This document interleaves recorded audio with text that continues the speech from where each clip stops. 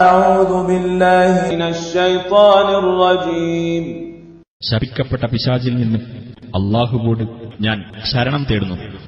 ലാ യൻഹാകുമുല്ലാഹു അനിൽ ലദീന ലം യുഖാതിലൂകും ഫിദ്ദീനി വലം യുഖ്രിജൂകും മിൻ ദിയാരികും അൻ തബറൂഹും വതുഖ്സിതൂ ഇലൈഹിം ഇന്നല്ലാഹ യുഹിബ്ബുൽ മുഖ്സിതീൻ.